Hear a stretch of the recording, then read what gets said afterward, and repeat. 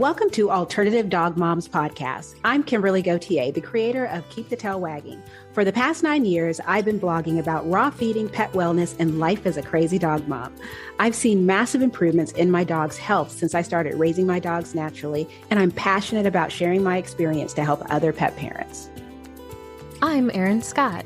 For the past 9 years, I've been researching and learning everything I can about healing cancer, allergies, autoimmune, and mystery illnesses in both my dogs and myself, and I can't wait to share with you everything I've learned on this journey.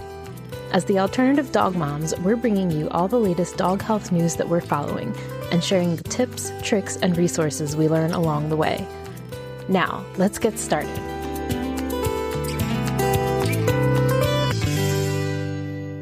Hello, Kimberly. Hello, Erin. What's the weather like out there? It's like 95 degrees here. It's sunny today. I don't understand the weather anywhere because we're going to have, I guess it's going to get in the 80s this weekend. It hasn't been cold, but it's just been rainy, which is great for my little garden. But I do have to go out every morning and every evening and dig through all these plants to get the slugs out. And it's not like it's not tons of slugs. It's just sort of like a couple here and there because our birds are doing their due diligence. And because I'm assuming it's the birds that eats the slugs. I don't know. But yeah, my garden looks great. I'm growing everything. My potato plant is ginormous. I'm so excited. I did all of this gardening work and planted all these things, never really understanding how do I know it's done? Because the only thing I've ever seen are starts. And then, the plants like tomatoes is obvious. Strawberries is obvious. But anything that's underground, it's like, when do I know? So I had to do some research to find out when my tomato plants were done. And I found out the bottom leaves will turn yellow and it'll get flowers. Wait 2 more weeks and then I will have tomatoes. So I hope to have a whole... Did I say tomatoes? Potatoes. Yeah. And so, but I'm going to have a ton of everything and I'm excited. I was tempted to invest in a freeze dryer this year because I'm going to have so many vegetables. Oh, wow. But I just have a hard time justifying. I'm a dehydrator person. You plug it in, you set it, you walk away. When I look into a freeze dryer, and I know people are going to say, no, it's really easy. I don't want to hear it. Because I think that anything that takes more than I plug it in, I turn it on and walk away I'm a little concerned about. And with the freeze dryers, you have to have a certain oil. You can buy an oil-free one, but they're more expensive. And then you kind of have to service them. And so that's my thing, is that I'm going to spend all this money on this machine. And then it's like, this is a lot of work. And so I'm patiently waiting for someone to sell one used that still works. And then maybe I'll feel a little more comfortable buying one. But so far the cheapest one I found is $1,700. Oh, wow. Yeah.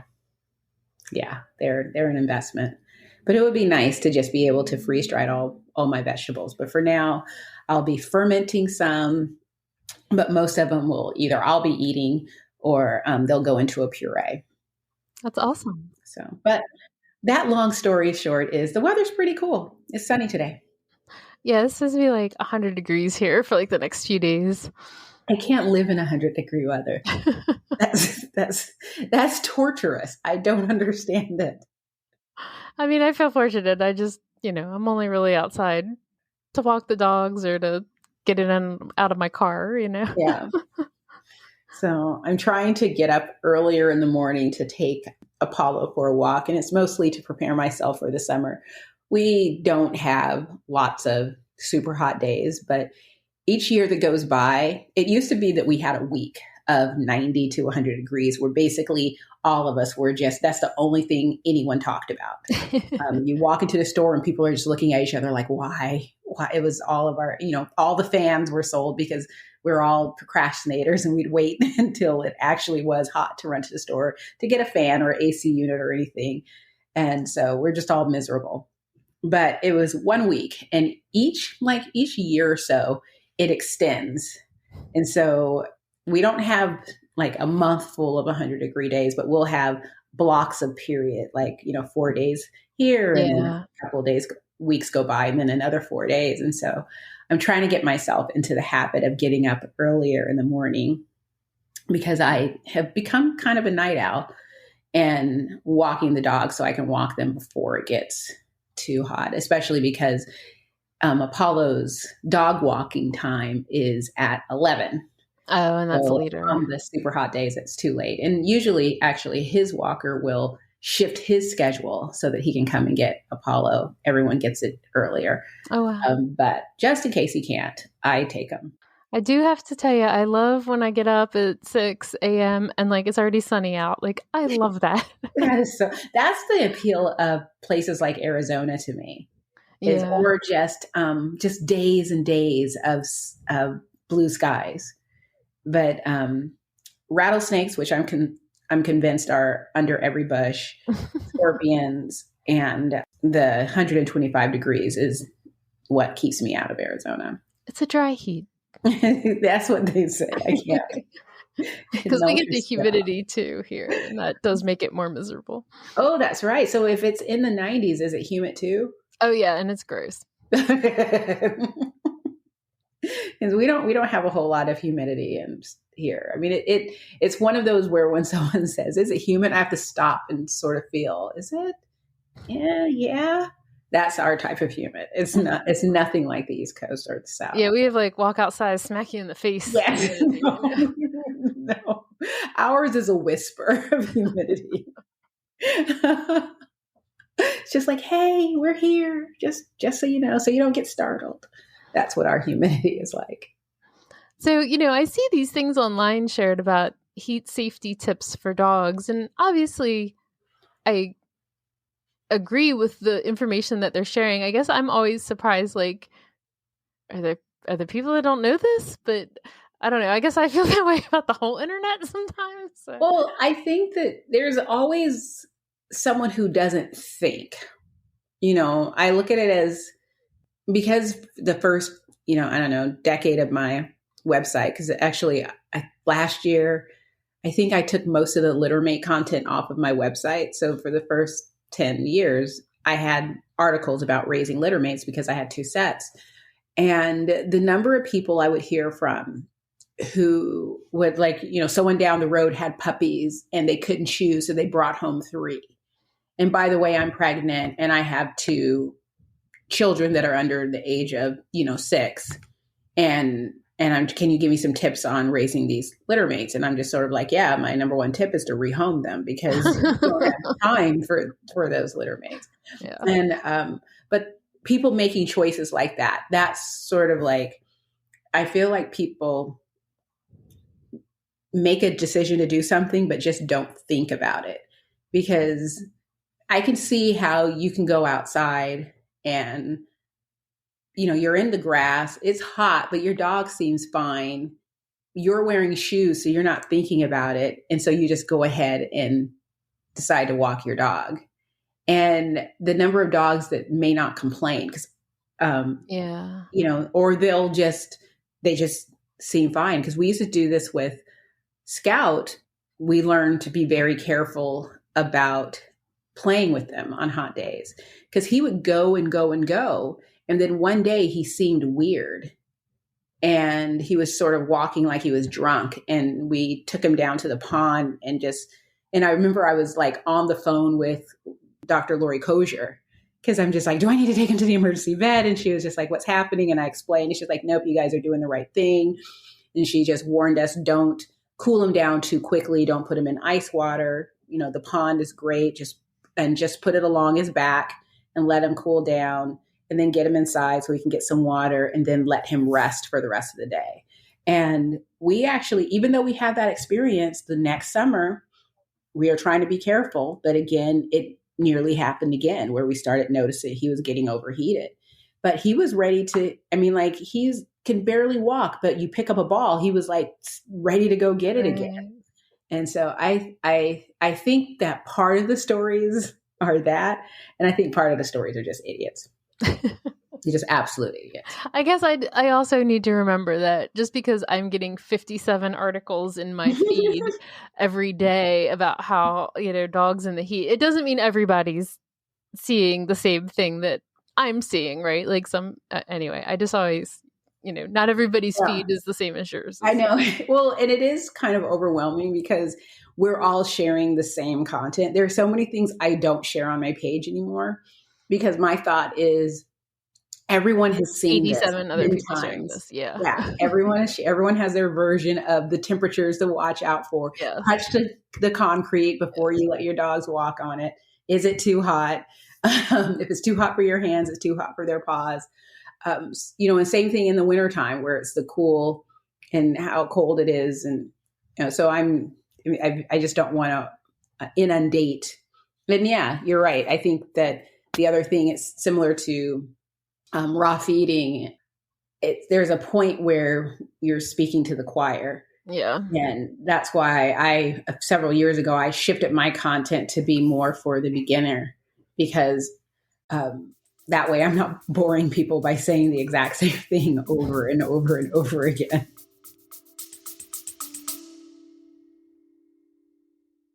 Hey, quick question for you. Are you someone who wants to be fit, healthy, and happy? And what if I told you could get your dream body by simply just listening to a podcast? I'm Josh. And I'm KG, and we're the hosts of the Fit, Healthy, and Happy podcast. Listen, we get it. Fitness isn't easy. Carbs, no carbs. Just stop, okay? It doesn't have to be that complicated. And that's why we made this podcast. We get straight to the facts so you can become your best you. So the way to check us out is click the link in the show notes or search Fit, Healthy, and Happy podcast on any of the major podcast platforms. We'll see you soon.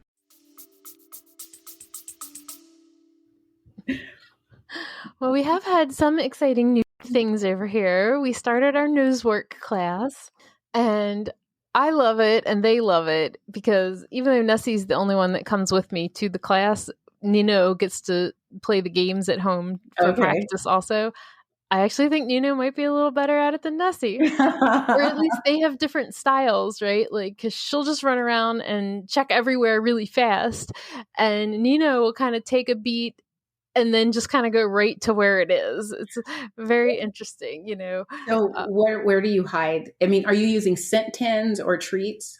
So we're starting, this is a super basic intro. So we're just using treats. Obviously in the real competitive version, they use the official scents, like the birch and the clove and all that. But we aren't even at that level yet. So we're just starting with hiding treats. And so I have, she gave us all like a container. It reminds me of something you'd like put your retainer in. Oh yeah. So it's kind of, like that kind of shape, and it has like a little open hole in it too. And so we hide the treat in there and we put them in a box.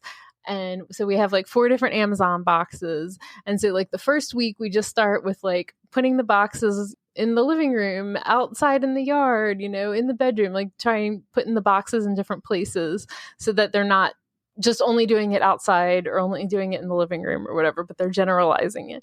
And then this week we've added in more like obstacles and things. So instead of just the boxes, we'll move like a chair over if, we're outside, or like I was using like this weird bird bath thing that Tim has in the yard that I hate that it sits on, but anyway. And then we have a cooler, and so I was like putting other things in the way, and then you would like hide a box behind something or to like the side of something, and so you have like the same 4 boxes plus you have all these other like obstacles, and then like I was doing it in the house today too. So yeah, it's just so interesting, and watching them.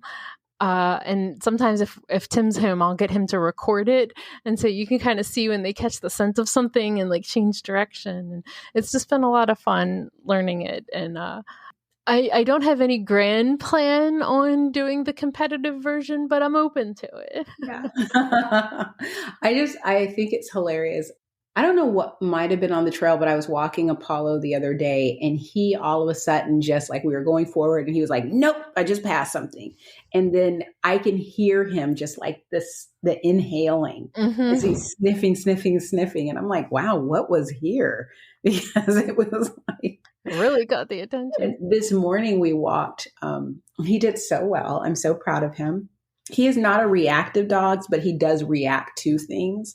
So we have a neighbor up the road that he loves. And so when he sees her, he gets really excited. There are horses, a horse farm down the road, down the trail. And so we were walking and he smelled the horses and looked up and they had a baby horse. So that was kind of cool. And it was so funny because the mom horse was like, ugh, I'm not in the mood for this, and just left. But the baby horse was curious and just stayed with his mom, but kept looking at Apollo. But this morning we saw another husky. It's a neighbor that has a husky. And I love how they check each other out. And as I was walking by, I was to my neighbor, I'm like, he's doing so. And as I was about to say, well, Apollo was like, flipped out just for like a second, like, hey, but then settled down. He was like, oh, you spoke too soon. And I'm like, it's better than he does. So I was really proud of him today because he just looked at the husky. He barked, but he did it. It's a friendly bark just to say, hey. But he also pointed out a deer, which was so far away from us. It just cracks me up their noses. Yeah. And he just stopped and stared for it. And I knew he had seen something. So I just had to look until I saw it. And it was just the head of a deer peeking up, looking around. But it was a good walk. So, I will say the thing that surprised me about Nessie, so she's always on rabbit patrol, right? Mm-hmm. She is not a dog that'll go out and lay in the sunshine and roll around in the grass. Mm-mm. She's outside, mm-hmm. She's working, she's on patrol. That's what outside is for. But when I get the boxes out and start, moving stuff around, she's like, oh, we're doing that thing. Like, it actually gets her to stop the patrol, the rabbit patrol. So basically she's a dog that needs a job. Yeah, because her self-appointed job is rabbit hunter. And we were walking last week through the neighborhood, and there was a yard that had 3 rabbits in it. Who saw them first? Oh, Nessie.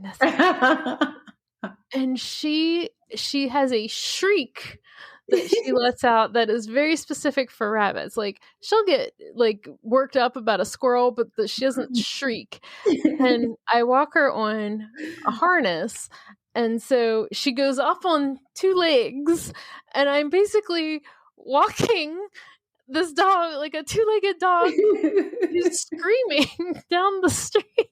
So I'm like, come on. And she just wants to, and I'm like, wow, if anybody looks out their yard right now, they're going to be like, what is going on there? Like, please pay no attention to my dog on hind legs. It's shrieking. It's a whole scene with her. Yeah, I know. Apollo does really good on walks. He's the only, I do take Zoe. So yeah, I think it was, yesterday. I was trying to think of, because I was soaking wet yesterday as I walked Zoe in the rain. And she's really good. I have to walk her on leash, even though it was raining and no one was around, because it's her walk. And so I'll be walking and then I'll stop and look around and she's like way back there because she caught smell of something and she's checking something out. And I'm just sort of like, you gotta stay with me, sweetie, just in case someone comes. And so we had to walk on leash, and she gets it. She doesn't, as I'm talking about my dog, she understands, she's not offended. But so we had a really good walk yesterday, but Bella, I still could not walk her on the trail, but every day we go out next to the trail and she gets treats when a bicycle goes by, and then we go right back onto the property. So just one buck. I don't want to overwhelm her. I did it one day where it backfired because it was like, there's a bicycle. Good. Now we can go. But before I was able to turn around and go, like, just tons of them came by, and she basically ran home. Like, oh my God, what is happening? And it was just like, oh, you guys, we need to schedule this out more. I need you guys to spread out a little bit. It's not a race, but it was pretty fun. I do love them. So it's Green Juju. We're going to talk about Green Juju's new products. Oh, so I did try the rabbit recipe. Yeah. I did try the mushroom broth. Yeah, I'm very envious that you have the food, because nobody has the food near me yet. We do have the food. I completely forgot it was HPP. Mm. So when I opened it, I'm expecting red I'm expecting, there's a brand that is here that has a rabbit recipe. So I'm expecting something that looked like that, but it comes out and has kind of a grayish tan look to it, as HPP brands do. Usually do. So I don't like that look. It's just a personal thing. Otherwise, my dogs loved it. They ate it. No problem.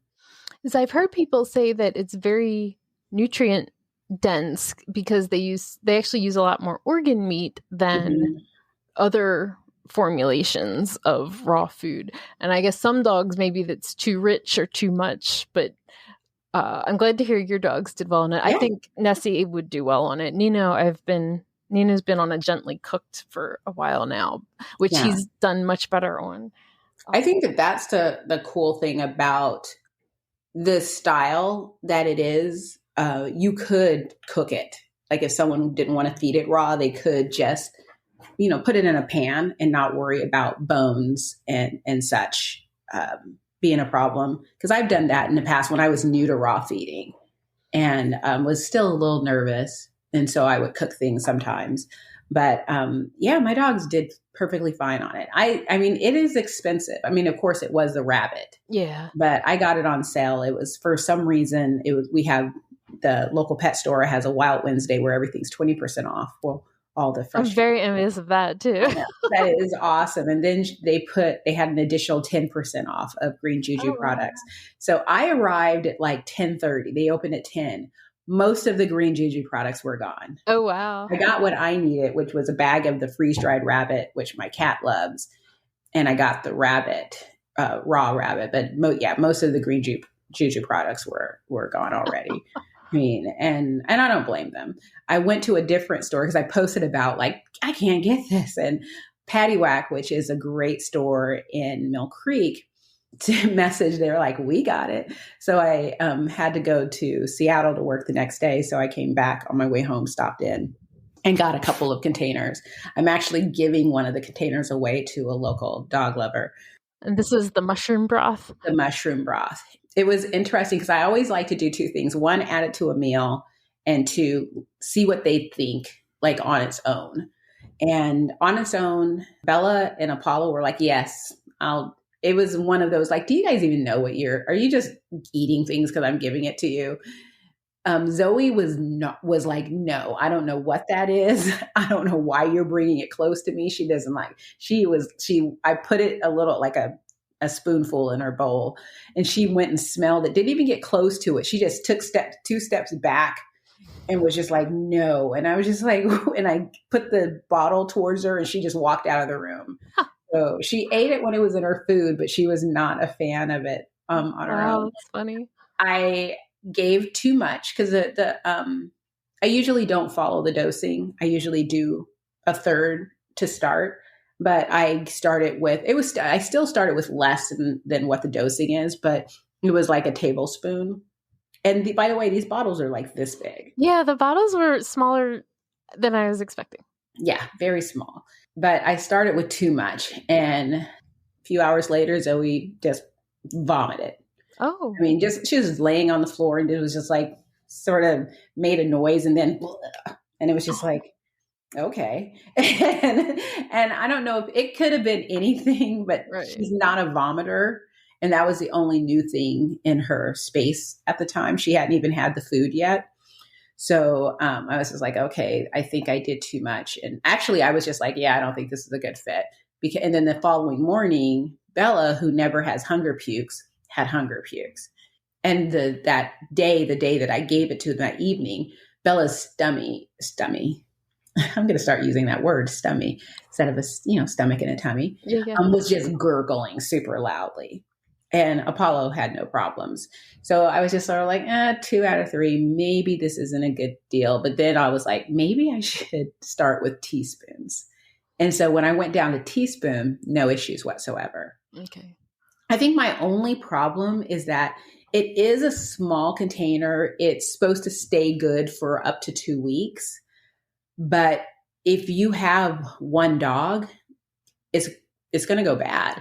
So a lot of people were saying that what they do is they thaw it out and then they put it into ice cube trays or little smaller containers and freeze it separately.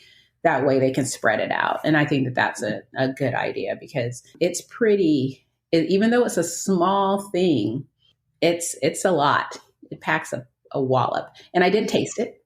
It tastes like the mushrooms, very much so. It tastes better than the fermented fish broth. Oh, I would imagine. But not much better. It's not something that is, I'm not like, ooh, you know what sounds good? Well, I will say Nessie liked it, and she likes everything pretty much, but I did use a smaller amount, I think, than what was recommended. I didn't, Nino's stomach is such a precarious situation. I haven't been trying a lot of new things with him, but so just Nessie had it. Yeah. So it was pretty, I was surprised that there are still people that are like, yeah, we haven't gotten it, but I mean, it did just come out. I mean, like their food and stuff, it is very new. Yeah. Both of the stores I usually go to had the mushroom broth, but neither of them have the food yet. Mm-hmm. So yeah, I put it in the category of like something I'll just pick up every once in a while and just kind of maybe rotate in. I do that with like the fish jiggles, and like Solution has the jiggles kind of stuff. I'll just randomly pick it up every couple of months. I'll put like 1 month I'll get one thing, 1 month I'll get another thing. I think that's the best. I mean, I think it's the best, because we were talking before we started about variety, and I think it's a great thing to add for variety, but it's not something that I would do like on a daily basis. You guys have to have this. I don't think there's anything that warrants, you have to have this on a daily basis, probably except for mushrooms. I think some form of mushrooms. Yeah. I mean, it is a great way to get mushrooms, and, and I like that it's fermented, and, I feel like it's a good quality product. Yeah. I mean, that's just it. Because my dogs get like real mushrooms is very much a regular part of their diet, but it's the ferment because I don't know. It's very strong. It's very strong. So I feel like it can pack a wallop. I'd be curious to know, like when they came up with the dosage amounts, like who out there is giving, like if you have a large dog, you're giving 2 tablespoons full in a meal. And if it's because, is your dog healthy or is it addressing an issue? And so that's because I'm lucky to say my dogs are all doing great. So I just decided, okay, instead of doing real mushrooms today, you guys are going to have this, and they're fine with it. So what is your usual starting point for when you get something brand new like that and you look and see this is the recommended dosage for this weight of dog? Because I feel like I probably start around 1/4 to 1/2 and then kind of slowly work it up over a couple days. Yeah, I do. I always say I do a third. But mostly I have these really cute measuring spoons. I don't even know where I got them from, but I have 2 sets of them and I love them. And I use basically a teaspoon. I usually because everything is usually more than a teaspoon for dogs of my size. So I usually start with the teaspoon and go from there. But I usually just see how the dogs like it and if they're even going to have it in their meal. Because there are some things that where a dog will sniff a bowl and be like, yeah, I don't know what you just did, but thanks for ruining my meal. Luckily, this pack isn't so sensitive or picky, but I usually start with that. And I take my time with increasing it because if I notice that I'm seeing improvements off of a teaspoon, then that's where I'm going to stay. Like, for instance, with Gussie's gut, I don't know offhand what their dosage is. But I just basically took a full, like a soup spoon size. And I think that basically it's a little more, I think, than a tablespoon. And I just split it between the dogs just to see how they would like it. And they were doing fine. And the thing that I quickly noticed was Apollo, because he's my only one that has precarious gut issues. I saw a serious improvement with that. Because I think at the time I was starting to see signs of the leaky gut symptoms, and they went right away. They went away quickly. So I just stayed there. And now a bag lasts up to 3 months. Oh, that's great. Yeah. And I alternated. I started Intelligence of Nature's, the Ion Biome. Yeah. I started that, they were kind enough. They sent me one for myself and one for the dogs. And that is what, because my dogs started eating grass. They've been eating grass like crazy, but recently it's reached a point where Bella, Bella came in the house, and all of a sudden I hear Johan was like, "What are you doing? Are you going to poop? Are you going to poop in the kitchen?" And I'm just like, okay, what's going on? Get up. And I go, and he's like panicked. And I'm like, what's wrong? And he's like, look at her. He's like, she's got to go outside. And I take her outside, and it's like, oh no, she has grass hanging out of her butt. Yes. So I'm familiar with this phenomenon. Yes. And so I go and I take care of it, get some tissue and take care of it. And what cracks me up is that now this has happened a couple times. And so the first time she didn't know what to do. And then Johan's given off panicked energy. So that's making her panic even more. And I took care of it. And she sniffs around on the ground. Like, she's like, oh, well, it's gone. And so she's sniffing around like, where did it go? And it's like, I have it. Yeah. And so now she knows that I'm the person to come to when this happens. So the next time that happened, she came running in the house and came to me with a panic look on her face. And it's like, okay, well, let's go back outside and take care of it. And Nino gets this like kind of hunched up stance, and he'll just kind of be rocking back and forth at the back door. And I'm like, oh, we got a stage 5 clinger. Mommy's got to get the gloves out. Yes. It's like, we got it. I got you. And so, but since I started adding the intelligence of nature to the mix, and again, just a quarter teaspoon to the meals, the grass eating they still eat grass, but it isn't like where it's becoming where I have to get involved. Yeah. Nessie's Tim says Nessie's poop looks like dreadlocks sometimes with all the grass sheets. Yes, because it's like I sit there, I'm cleaning up the yard, and I'm like, was something in the yard? Because it's like sometimes it doesn't even look like dog poo. It just looks like bound up grass, or like someone was eating and threw up. I mean, there's just so much grass. And that's messy. Yeah. So it's like I have no idea what's going on. So I was trying to figure, alternating things and figure out a good blend to figure out what's going on. Because adding wheatgrass to the diet, it seemed to help a little bit, but then it didn't. And I wasn't quite sure what to do. And this came at the perfect time. And after, and basically I shift it up. Like sometimes I do nothing. Sometimes we're going to do this. And I just shake it up every few days. And after a couple weeks, I all of a sudden noticed I hadn't had to go outside and rescue Bella, and the yard just doesn't have any, super grassy clumps. So it's just like, okay, I think that's the only thing that changed. So yeah, Penny was on the Ion Biome, and it was part of like her whole gut healing protocol. And I've taken it myself too. I'm actually sitting here like, oh, I should pick up another bottle of that because I haven't used it in a while. But it just tastes like kind of salty water. Yeah. Yeah. I mean, it's just like, I don't even think it has a taste for me. I don't know. But yeah, I put it in my morning smoothie because I make a wheatgrass and ginger smoothie each morning. And sometimes I add protein to it, but sometimes it's a wheatgrass and ginger smoothie. And I just add a little bit of the Ion to it as well.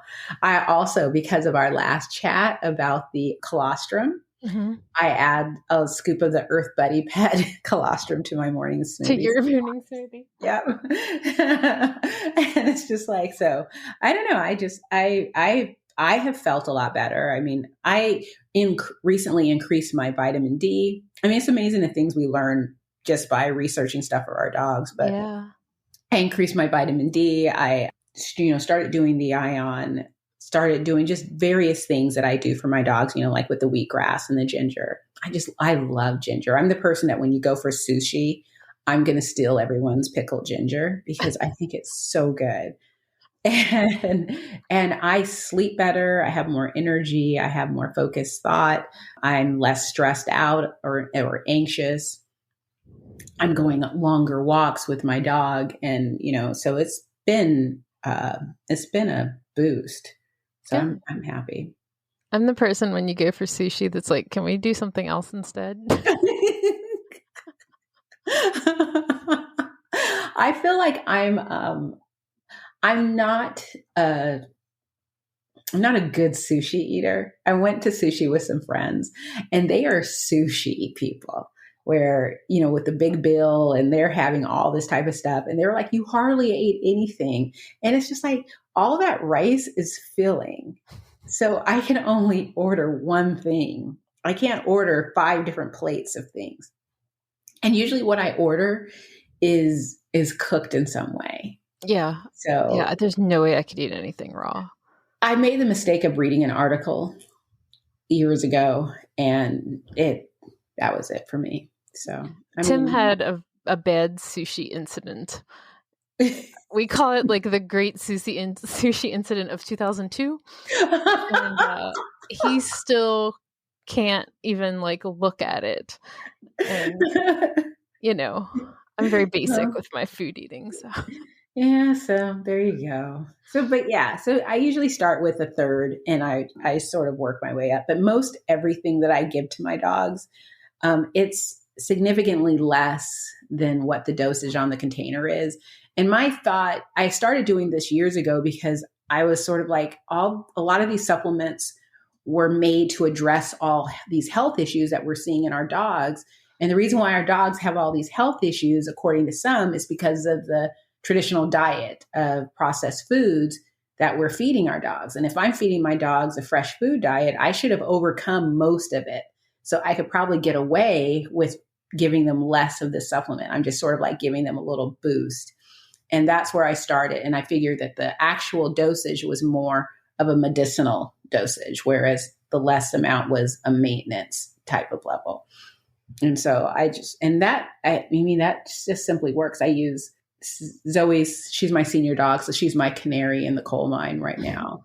And so I figure, I've noticed that, for instance, she started to slow down as far as she'll be limping and stuff, but I've adjusted that. I think the Myos really helps with that. So we've been able to go on longer walks and she's still excited to run around.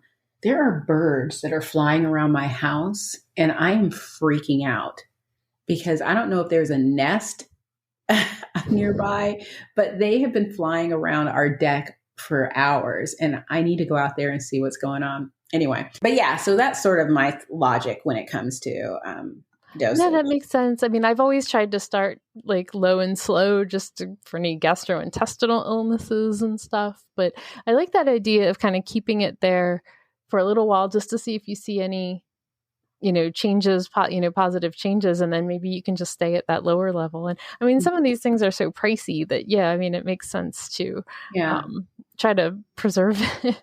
But I will say with the Myos, I do give the recommended dose, and I'm so happy with how Nina's doing on that. Yeah, I do give the recommended dose to Zoe because, and I think that's why I saw such a huge improvement. Even when I was giving her half of the recommended dose, I know I started her at a third because I think that her recommended dose is 3 scoops.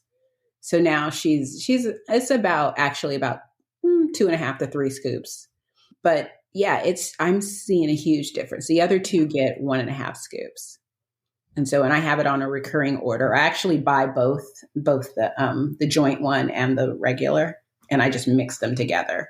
Oh, that's a good idea. So that's what I'm doing. And I had a bunch of bottles of real mushrooms, the capsules, and I sat and watched Bridgerton and just sat with a bowl cracking open capsules until I ended up with a big jar filled with like a ton of different types of their mushrooms. And so now that's what we're working through that jar. So, so they get that right now. But yeah.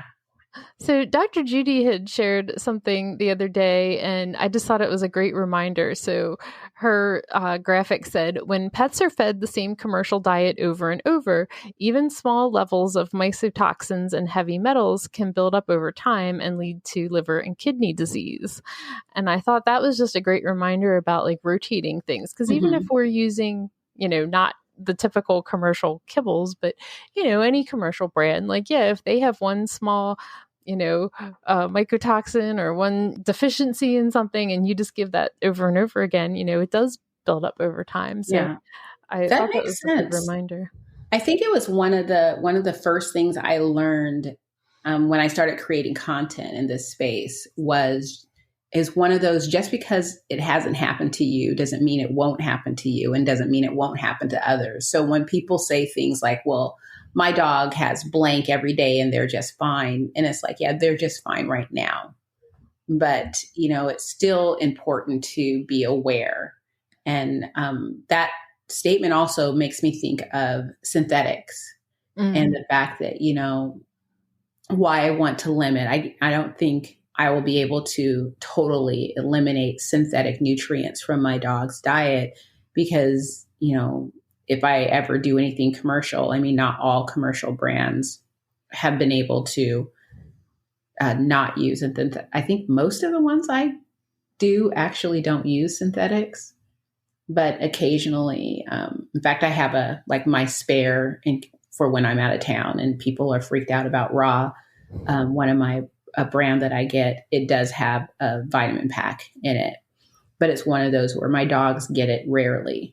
So I'm not too terribly concerned about it. And the only reason why I got it was because I got it for free. Someone had it. They didn't need it. So they gave it to me. And so it was like, yay, I'm not turning it down. And so, but it's one of those things where over time it builds up in the system. It has to go somewhere. Yeah. And we don't know how the body is processing it and what can happen. I'm working on a review of Gussie's gut, and it took me down.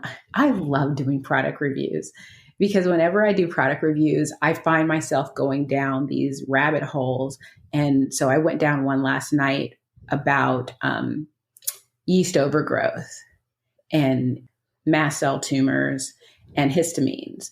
And it was interesting, the idea that people don't really truly, I shouldn't say people, some in the veterinarian community don't really understand why dogs get mast cell tumors, but they've been able to tie it to all these different things. And it's all over the place as far as, you can, and I could have kept going, but I was just sort of like, I got to go to bed. And the same thing with the histamine, same thing with the yeast overgrowth, where there are so many things that contribute, but it all boils down to an unhealthy system. And that takes me down to processed foods, which again, because they overcook these foods and they toss in a vitamin mix. I mean, my old gal Kahlua had mast cell, but yeah, she didn't get raw until the last probably 2 years or so of, or maybe even year and a half or so, because we were doing kibble up until that. We tried to do the good kibble, but well, I didn't realize how common it was. I mean, I know we interviewed, especially in the pit bulls. Yeah, I know we interviewed with Oncotech, and so it's one of the cancers that their product detects. But when I was, I found that it was somewhere like the resources I found started at 17% of canine cancers cases up to 25%. Wow. Of canine cancers cases are mast cell tumors. And it was just a really interesting read, as far as I had no idea how common it was. I had no idea any of it. And it's just, this week I also read an article about the inbreeding in dogs and how closely related dogs are to each other. And they went by different breeds of how inbred they are and how that may also contribute to the health issues, because we're basically taking unhealthy dogs and breeding them. When I say unhealthy, I don't mean like, like physical appearances or, limping or, even, hip dysplasia and those type of things. But I mean like gut health and all of that, where we're taking these dogs that are already unhealthy and we're breeding them and creating more unhealthy dogs and then breeding them. And it's just like were Dalmatians one of the ones that were highly inbred? Yeah, I thought I remembered that. Yeah. But yeah, so yeah, pretty interesting. So For the last couple of months, I've had Nino on a gently cooked brand that was recommended to me by the woman who owns the pet food store. And she said that it's not her favorite brand in terms of the fact that they use synthetics, but dogs that have stomach issues, including one of her own dogs, do really well on this brand. And so I was like, well, I'm willing to try it. Poor Nino's been dealing with these issues, and he's doing really well on this brand. Awesome. So what I started doing was getting the ground organ mix from Real Dog Box.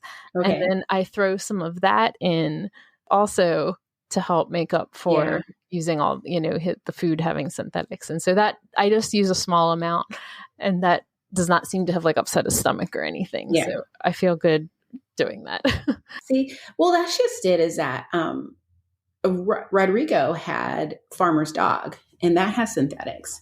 And at, the last couple years of his life, I think he stopped really wanting to do raw when he was about 11 or so. And he would go back and forth. But when he hit 12, that was it. It was just sort of like, and he was mostly cooked. And so I had a quarterly order with the Farmer's Dog, and I would just call them up. Their customer service was so amazing. It was like talking to a friend. I mean, the Farmer's Dog is impressive to me. And it's not something that I want to feed my dog, only because I really want to do raw, but I have no problem. And it's when I would post about the Farmer's Dog, I would see that, too many potatoes. Oh, they have synthetics. But I think also we have to think about the quality of the synthetic ingredients, as well as the fact that they're there, but also the quality. But Rodrigo did so well on the food. My other dogs, not so much. It seems to be too rich for them. So I can do a little bit as a meal topper, because I can't bring myself to give it away because it has Rodrigo's name on it. So it's hard for me to give it away. But I'll thaw out a packet, but I can't feed it to my dogs as a meal. Another food that he did very well on was a pup above. And I don't remember, I just assume that a lot of cooked foods come with synthetics because it's just a matter of the level. I taught the Chi Dog, because they did not use any organs. It was very highly a big vitamin pack. The only thing I found very disappointing about that was finding the ingredients panel. I actually had to dig to find, because the website, the initial ingredients panel just tells you like the meat and vegetables that are in it. And it's like, I know this isn't all. Right. This is not it. And so I had to dig to find it. And it's a lot, but it's not something I would feel comfortable giving to my dogs. But surprisingly, my dogs had a full meal of that and did perfectly great on it. No gas, no nothing. They did really good on it. So yeah.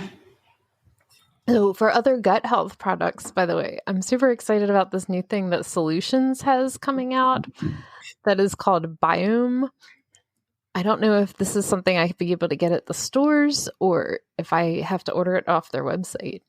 I know, that's funny because we have lots of Solutions products at my pet store, but we don't have any of their supplements. And I don't know if it's because there just aren't our store doesn't really sell supplements. And so I'm assuming that I would have to just get those online, but I'm excited to give that a try.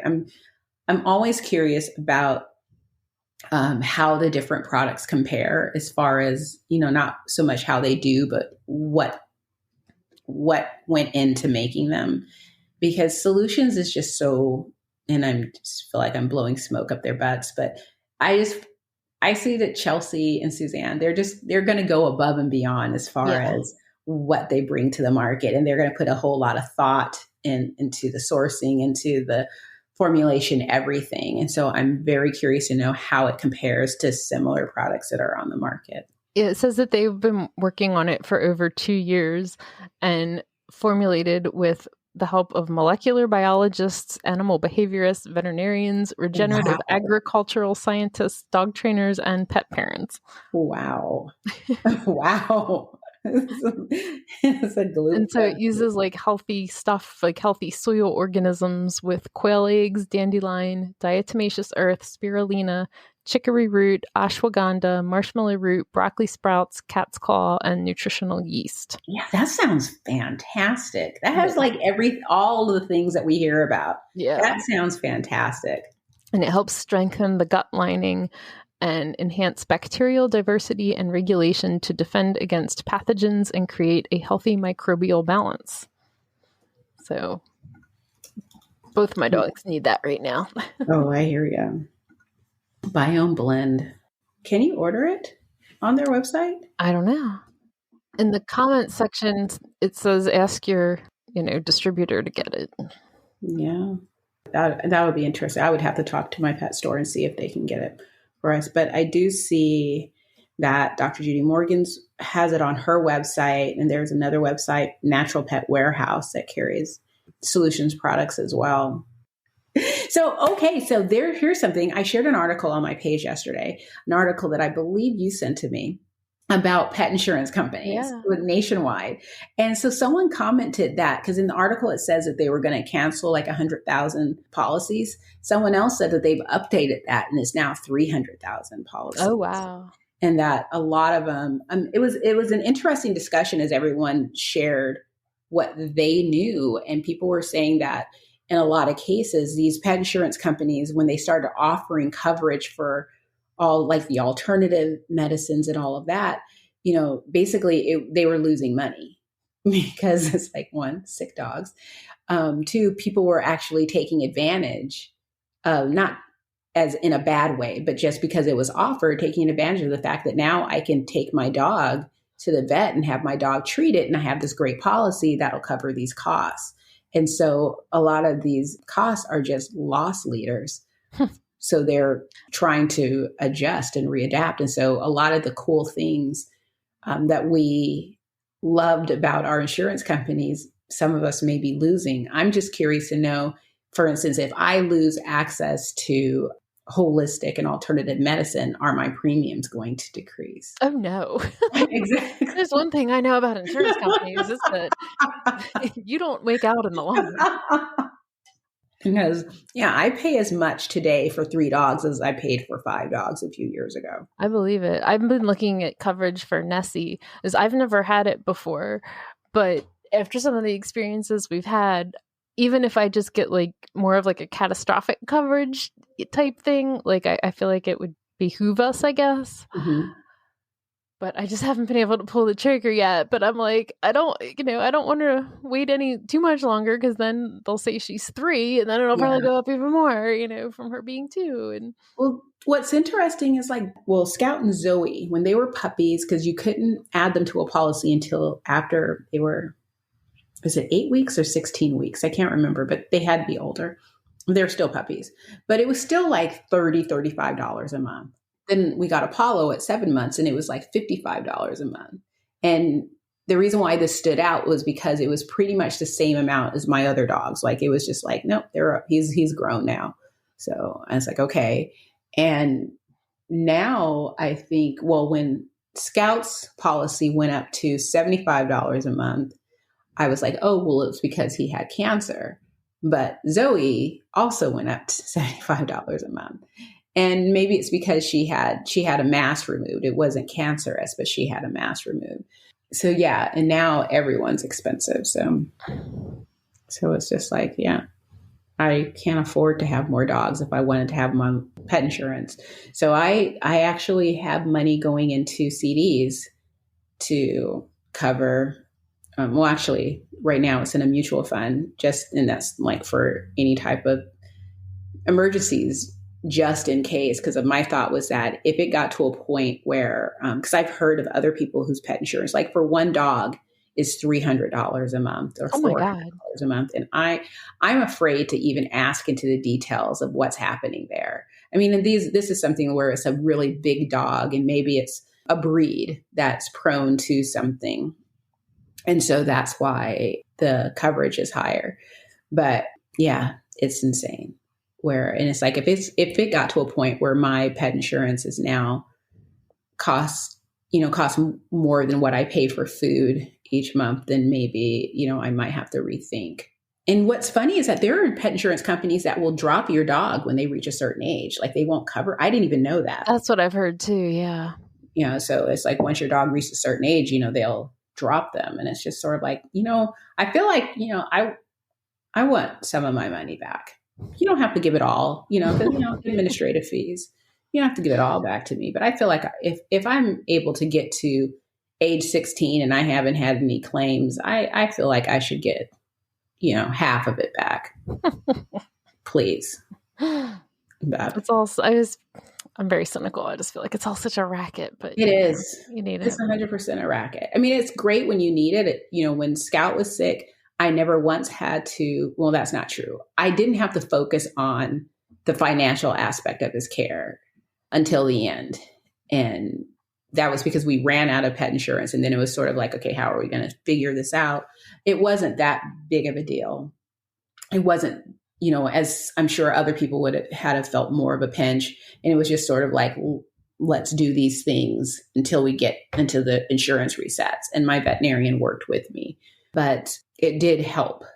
But that he is my only dog that has, been that unwell, knock on wood.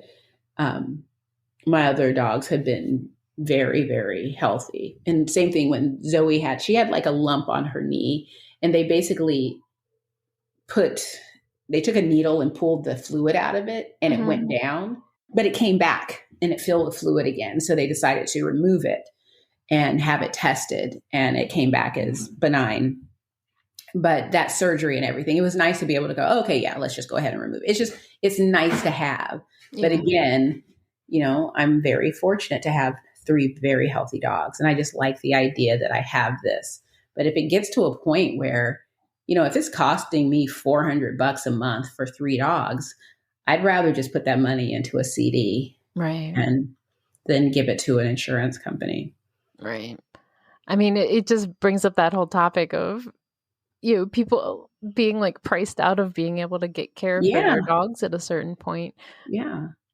And I mean, sometimes I wonder, it's like, I understand that, okay, you guys have to be able to make money. And that article said more people are taking their dogs to the vet. Or no, it said the cost of veterinary costs were going up. So it's not necessarily that more people are taking their dogs to the vet, just the costs are increasing, which means that probably fewer people are taking their dogs to the vet because we have to make choices. Or they wait until, something's terribly wrong. And then, the prices have, compound on top of that. Yeah, it does kind of suck. Yeah. Someone commented about, on my page about the cost of raw feeding. And I thought it was a really interesting comment. I didn't 100% agree with it, but they mentioned they pointed out that they see so many people talk about how expensive raw feeding is, yet they'll also spend a ton of money on the various medications that they're giving to their dog to treat things that if they had just switched to a raw food diet, it could possibly be the answer. And so I was like, I think that's a really excellent point. I mean, as I was reading this, that was an excellent point, but that's just not everything. I mean, I went to the grocery store and I just picked up a bag of dog treats and saw how many ingredients were in dog treats that were just supposed to be peanut butter and bacon. Right. And it's just like, bacon is like or peanut butter is like after the salt divide. So it's basically 1% peanut butter, and peanut butter is not super expensive. So what are you doing, companies? But then when you go over to the meat aisle, because you can tell people, hey, don't buy any of this stuff. Come over because this treat was also a bag was $2.99. Go over to the meat aisle and get some meat, make some dehydrated treats. And that was actually going to be the point of my video, but I couldn't make the video because meat is very expensive. Yeah. And it's just sort of like, if you can't afford it for yourself, how can you afford it for your dogs? And then when you talk about making dog treats, you can make them in the oven, but a lot of people want to have a dehydrator. And even though I got my extra dehydrators used. Well, they weren't used, but I got them off the Facebook Marketplace for a fraction of the cost. Not everyone can do that or has the extra funds to do that. And it's like, there's people who are on a limited income. There are people who are limited as to what's available in their area or how far they can drive outside their area to get things. I mean, there are so many things I have access to. I just picked up in the past month and a half, I got a freezer full of grass-fed beef, all different types, steaks, ground beef, everything you can add, grass-fed beef. I got a freezer full of wild-caught salmon. And wow. I got probably just under 100 pounds, or no, it was 100 pounds of grass-fed beef organs, which I got for 96 cents a pound. Wow. So, I mean, I am so lucky where I am. And if I were to approach raw feeding on social media as if everyone had access to the same options I did, I don't think people would really like me too much because I do get very lucky but I hear from people all the time that are just like, we don't have ethnic markets. We don't have outlet markets. The meat, people who go to Costco to buy meat, I'm curious to know, so what is your Costco like? Because meat at my Costco is very expensive. It's a lot of it, but it's still very expensive. Yeah. So I don't know. It's not easy. And then our insurance is being canceled. Yeah. I mean, the economy really does affect people's dogs and their choices. And there's an older woman that lives in my neighborhood, and she's just so lovely. We've been talking to her for years when we see her out on our walks, and she has little white floofy dog. She's had a couple, I think this is the third one that she's had in the time that, we've over the last 20 years of, living in the neighborhood. And, I saw one time recently that she had her trash out and there was a box from Farmer's Dog. And Tim was like, oh, look at that, and, cause God knows I would never, ever, I never want to have that conversation with people, about what they feed. And, so we happened to run into her, and she said, with her little guy, that somebody was like, oh, he should have a buddy. And she was kind of like, yeah, I'd love to, but I'm on a fixed income. And she's like, I started doing Farmer's Dog for him. And I said, oh, that's a good food, and she's like, yeah, she's like, it really helped with his health issues and even cleared his eyes up and things. And she's like, I can't afford to do that for 2 dogs. She's like, I can't afford to take 2 dogs to the vet, and I guess it was her son that, and she's like, I asked my son, if you're going to pay all the bills, sure, I'll get another one. That's a consideration people have to make.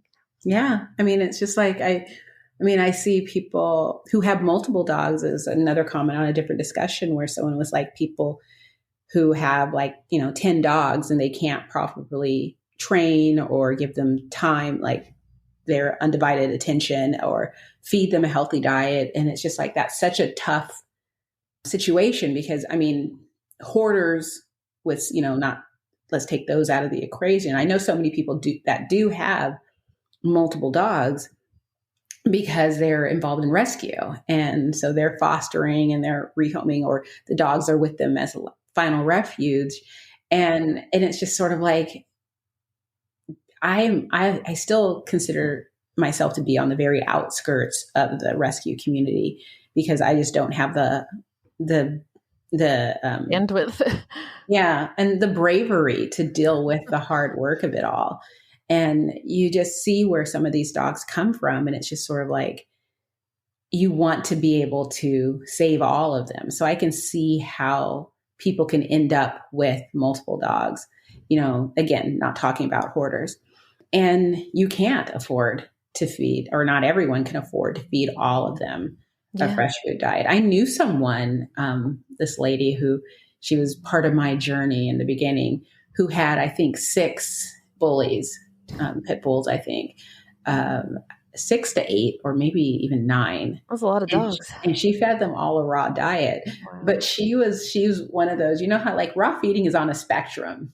And there's all the way prey model and all the way, we're going to balance to NRC and stuff. And she was one of those where it was just she got food. She, if there was a roadkill, she was out there with, she was just and so her dogs ate And at the time, I'm at the very beginning of raw feeding. It didn't have a face. I couldn't handle that. I mean, I'm still at a point where I look outdoor to make sure that there's no rabbit in the yard because I can't. Apollo had his rabbit for the year. I feel like a failure for not paying closer attention. But I didn't know the rabbit was hiding underneath the porch and he can just snatch it out. And it was horrifying. And I can't have that. And I don't want to open the freezer and see a head of anything. Me either. I don't want any of that. I don't. My friends, I have had friends that have offered me chickens, like, oh yeah, the eagle got the chicken. Do you want it? And I'm like, are you going to defeather it and chop it up and put it in a package and give it to me? Absolutely. But no, I will not be doing that. I mean, I'm proud of myself for just being able to handle different body parts, but I just can't. I can't. By the way, speaking of body parts, did you ever give your dogs the duck heads from Real Dog Box? Tim gave them to them. Erin did not handle them. I feel like we already had this conversation, but every time I give my dogs duck heads, I think of you. And we have some rabbit feet right now, and so like I like very carefully will like squeeze one out of the package because like I don't want to touch it. See, you're the person who makes me feel like a raw feeding baddie because I feel like because I don't even think about it. I'm just definitely a wuss. Yeah, you make me feel so good because but I think I've hit the wall as far as how far I'll go. I'm not there. And if the world ends and we're driven back into caveman periods, I will not survive. Yeah, Tim's already told me that I'm just waiting down in the apocalypse. I'm on my own. Just leave me behind. I'll slow you down. Oh, and final thing. I saw a video, I think it was Joe Rogan. He was talking about dogs and how there are some dogs that were made for, like, if everything fell apart and they had to be on their own, they'd be made for it. And so all these little toy breeds and stuff but they're like a husky. It's made to be on its own. And it named a few other breeds too. And I'm looking at my husky mix curled up on my bed, looking out the window, just enjoying life. And I'm just like, yeah. I mean, I think he'd be fine, but I think some of those little guys would surprise you. My neighbor's 11-year-old Chihuahua Yorkie mix just killed their first rabbit a couple weeks ago. Jeez, I bet you it's like basically the same size as the rabbit. Yeah. Well, the Dachshunds, they're pretty. Yeah, I mean that's what they were bred for. Yeah, yeah. A lot of these little breeds are, were bred for hunting, like Jack Russells and things. Mm-hmm. And yeah. Oh, so this will be fun. I'll have to keep everyone posted. I bought a DNA test for Nessie. Oh. So it hasn't arrived yet. It just they had a coupon code over the weekend, so I went for it because we're dying to know what kind of hunting breed she must be mixed with. Because of the rabbits. Unlike any pit bull I've ever seen, man. Did you do which one did you do? The Embark. Oh, I could not remember the name of it. The health, the DNA plus the health test. I kept thinking Borders Books. I don't know why. I don't know. But yeah, I love Embark so much. Someone reached out to me asking me if I wanted to do an Embark test. And I'm like, I've already tested all my dogs, but thank you. Okay, Nessie just broke down the door to get in here. Nice. She's like, you done yet? Is this the podcast? I guess next week we're done. Bye, guys. Bye.